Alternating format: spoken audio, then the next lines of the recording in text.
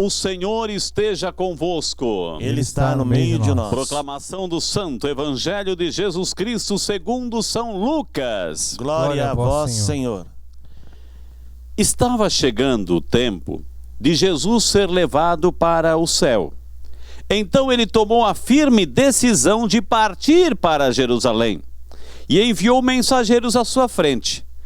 Estes puseram-se a caminho e entraram num povoado de samaritanos para preparar hospedagem para Jesus. Mas os samaritanos não o receberam, pois Jesus dava a impressão de que ia a Jerusalém. Vendo isso, os discípulos Tiago e João disseram: Senhor, queres que mandemos descer fogo do céu para destruí-los? Jesus, porém, voltou-se e os repreendeu. E partiram para outro povoado. Enquanto estavam caminhando, alguém na estrada disse a Jesus: Eu te seguirei para onde queres que fores. Jesus lhe respondeu: As raposas têm tocas, os pássaros têm ninhos, mas o Filho do Homem não tem onde repousar a cabeça. Jesus disse ao outro: Segue-me. Este respondeu: Deixa primeiro ir enterrar meu pai. Jesus respondeu: Deixa que os mortos enterrem seus mortos, mas tu vai anunciar o reino de Deus. Um outro ainda lhe disse: Eu te seguirei, Senhor, mas deixa-me primeiro despedir-me dos meus familiares. Jesus, porém, respondeu-lhe: Quem põe a mão no arado e olha para trás não está apto para o reino de Deus. Meus queridos irmãos, minhas queridas irmãs, essas são palavras de vida, palavra da salvação. Glória a vós, Senhor. E quem beija a palavra de Deus? Beija o próprio Deus. Podemos sentar, nos acomodar aí em nossas casas, sem perder aquela ambiência, aquele clima espiritual. E peçamos, claro, mais uma vez, a luz, a presença do Divino Espírito Santo. E sempre temos que invocar o Espírito Santo para iluminar a nossa mente, a nossa inteligência, para entrarmos nessa mística, na espiritualidade, na intenção do coração de Deus, ao nos deixar hoje, ao nos presentear hoje nessa liturgia, desse 13º domingo do tempo comum, com essa palavra. Então que o Espírito Santo de Deus nos ajude a entender, e uma vez entendida esta palavra, possamos eu e você, nessa semana que vai começar, colocar em prática para a nossa santificação. Amém? Meu amado, minha amada, né? Nós estamos aí no Evangelho de São Lucas. É muito interessante a gente perceber que Lucas tem um grande movimento, né? Lucas, ele começa o Evangelho, tem duas partes o Evangelho de Lucas, duas partes concretas assim. Primeiro, que Lucas, ele está passando agora de toda uma explicação, de todo o anúncio do reino de Deus, lá na região da Galileia, que é uma região de planície.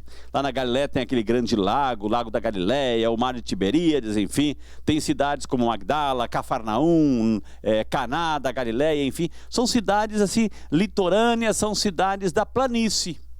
Então Jesus ali estava pregando.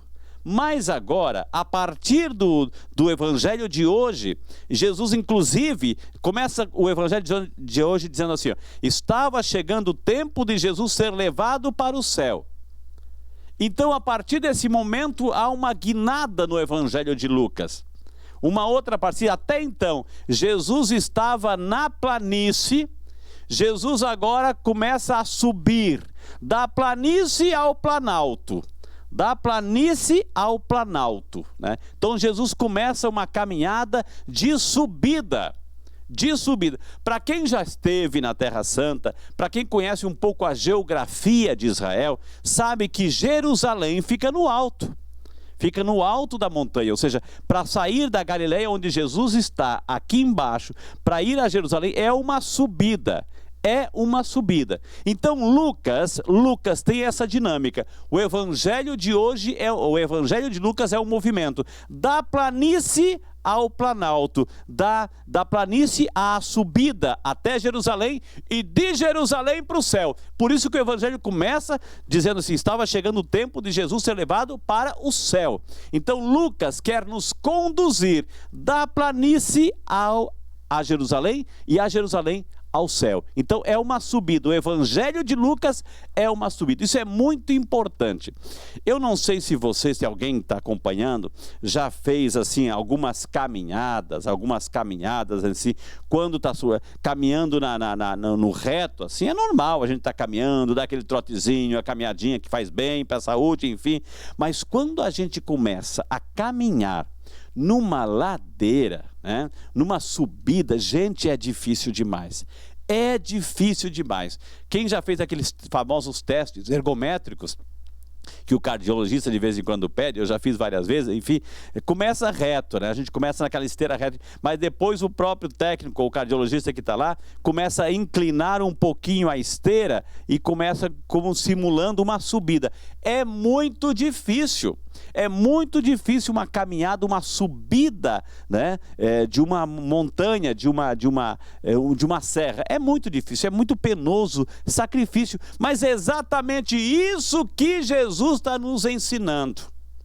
Jesus da planície está subindo para Jerusalém e de Jerusalém para o céu. E nesta caminhada que tudo vai acontecer.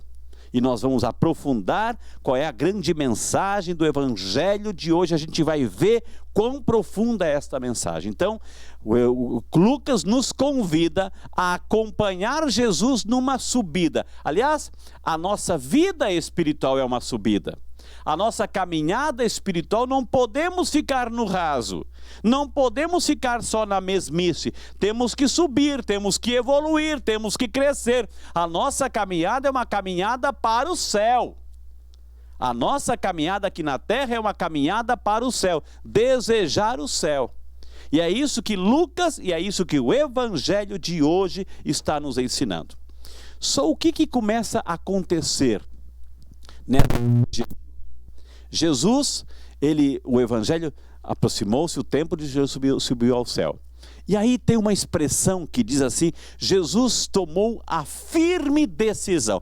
Preste atenção, não é simplesmente tomar uma firme decisão qualquer. Aqui a tradução da liturgia do português colocou tomar a firme decisão. O evangelho, o texto original, em grego, não está traduzido como firme decisão. Está lá traduzido que Jesus, ele fechou o rosto. Como assim? Ficou sisudo, ficou carrancudo. Sabe aquela pessoa que está sorrindo lá na boa e de repente tranca o rosto, fecha o rosto? Foi essa a atitude de Jesus. Quando Jesus decidiu ir a Jerusalém. Subir a Jerusalém. É como se ele estivesse dizendo, a partir de agora, nada e nem ninguém vai me convencer do contrário. Eu vou para Jerusalém. Eu vou subir a Jerusalém. E nada mais vai me fazer recuar. Não vou descer mais. Não vou voltar. Aliás, no Evangelho de Lucas, Jesus não volta mais para Galileia até a sua ressurreição. Porque ele decidiu, agora em diante, ele fechou o rosto, ele tomou a firme decisão de subir para Jerusalém. E nada e nem ninguém vai impedi-lo ou vai convencê-lo do contrário, dele recuar. Ele sobe, ele começa a partir de agora o seu caminho e convida os discípulos. Mas olha que interessante o que começa a acontecer agora, preste atenção. Jesus manda alguns discípulos na frente. Jesus está na Galileia e vai para a Judéia. Jerusalém fica na Judéia. Da Galileia à Judéia. E entre Galileia e Judéia tem que passar pela Samaria. Tem que passar ali pela Samaria. E Jesus manda alguns discípulos na frente preparar hospedagem. Só que os samaritanos, que tinham dificuldade de relacionamento com os judeus, por questões históricas lá atrás, né, quando perceberam que tinha uma comitiva de judeus vindo, eles não aceitaram não. não quiseram receber, não foram acolhedores os samaritanos. E aí entram dois irmãos, filhos de Zebedeu, Tiago e João. Por isso que eles são chamados, minha gente, os filhos do trovão. Senhor, querem que mandemos raio do céu, fogo do céu para destruí-los. Por isso que eles são chamados filhos do trovão. Daí Jesus nem ligou, continuou a caminhada. Continuou a sua caminhada. Por quê? Porque ele tomou a firme decisão de subir a Jerusalém, o palco de sua paixão e morte, mas também o palco de sua ressurreição, o palco de sua subida ao céu. Então, nesse caminho, passaram pelos samaritanos, não foram acolhidos, os discípulos ficaram discutindo se querem que mandemos fogo do céu aí para destruí-los. Jesus passou adiante. E nesse passar adiante, preste atenção, três cenas que começam a acontecer de pessoas que demonstram todo o seu amor por Jesus. Demonstra, Senhor, eu te seguirei, Senhor, eu te seguirei, Senhor, eu vou te seguir. Senhor, o Senhor é tudo na minha vida, eu vou te seguir, Senhor. Mas começaram a dar desculpas. Deixa eu primeiro enterrar, deixa eu primeiro despedir, deixa eu primeiro... Sempre, o ser humano, e nós brasileiros ganhamos isso, hein? Os seres humanos são bons na arte de se justificar. Na arte de dar desculpas, damos desculpa para tudo. Damos desculpas para tudo para não assumir os nossos compromissos cristãos. Por que você não foi na missa? Por quê? Porque sempre estamos buscando desculpas. Dando desculpas para as coisas de Deus. E foi exatamente isso que aconteceu. E Jesus termina o evangelho dizendo assim, aquele que coloca a mão no arado e olha para trás não é digno não. E aí nos faz recordar outra passagem lá que aconteceu no Antigo Testamento. Quando Deus resolveu livrar Ló de Sodoma e Gomorra, o que aconteceu com a mulher de Ló? Ela estava saindo para a liberdade, para se livrar da morte. Ela olhou para trás e virou estátua de sal. Por quê? Porque ela sentiu saudade do pecado. Não é simplesmente olhar para trás, minha gente. É sentir saudade de uma vida de pecado. Por isso que Jesus disse, aquele que coloca a mão no arado e olha para trás, não é digno. Porque para subir... Gente, vamos começar a mergulhar na profundidade desta leitura. Jesus está subindo. Jesus tomou a firme decisão de ir para Jerusalém. Os discípulos não entenderam muito bem, não. Jesus vai para Jerusalém, vamos passear com ele, vamos lá fazer turismo. Opa, essa é a compreensão que a gente precisa ter. A caminhada é difícil, minha gente. A caminhada para o céu é difícil, minha gente. O próprio Jesus disse nessa semana, e a gente refletiu nas leituras da semana, esforçai-vos. O verbo que nos coloca na porta estreita, e a porta estreita, por mais tantas reformas que já se teve nesse planeta, o tamanho da porta continua a mesma. Continua o mesmo, o tamanho da porta estreita não mudou, minha gente. Continua estreita. Agora, o tamanho da porta, do portão que leva à perdição, está aumentando cada vez mais. E muitos são os que por ele entram, vai dizer Jesus. Agora, esforçai-vos, olha o verbo, esforçai-vos por entrar pela porta estreita. E quem é essa porta? Jesus. O tamanho da porta continua estreito. Então, para subir para o céu não é fácil, minha gente. Para subir para o céu não é fácil. O que está acontecendo? Preste atenção agora. Jesus tomou a decisão de subir ao céu. Só que os discípulos de repente passaram pelos samaritanos e começaram a discutir. Senhor, querem que mande fogo do céu para destruí-los? Ou seja, o que acontece muitas vezes? O que acontece? E aí a gente aprende com as outras leituras também. A segunda leitura nos disse isso. Né? Olha, cuidado que vocês estão perdendo tempo em se matar, em brigar um com o outro, em discutir contra... O que acontece é isso exatamente que o inimigo faz acontecer. Jesus está subindo para Jerusalém. Quando ele percebeu que os samaritanos não queriam acolhê-lo, ele não deu confiança. Jesus não deu confiança para isso. Só que nós damos confiança para isso. Nós perdemos o nosso tempo, minha gente. Gastamos o nosso tempo discutindo, brigando por coisinhas, por picuinhas, mesquinharias. Gastamos o nosso tempo com os samaritanos. Nós gastamos o nosso tempo com os samaritanos. E Jesus disse: não percam o foco. Continue a tua caminhada. Continue a tua caminhada. É difícil, mas continue a tua caminhada. Não perca tempo com coisinhas daqui da terra. A luta de Jesus não é com o ser humano, minha gente. Ele veio para salvar o ser humano. A luta de Jesus é com as forças do mal. As forças do mal. E ele vai destruir o mal lá em cima. Ele vai destruir o mal lá em Jerusalém, lá em cima, lá no alto. Não é para brigar com... a segunda leitura fala assim: cuidado para não se matarem uns dos outros, discutindo, virando essa confusão, essa mesquinharia, essa briga. Jesus não quer isso. Jesus não quer que a gente perca o tempo com isso. Tem coisa mais importante. Tem coisa mais importante, a nossa salvação. E para isso temos que subir com Ele para Jerusalém. Para isso temos que subir com Ele para Jerusalém, minha gente. Tem uma passagem lá do profeta Malaquias, que diz assim, preste atenção no que eu vou dizer agora. Preste muita atenção no que eu vou dizer agora.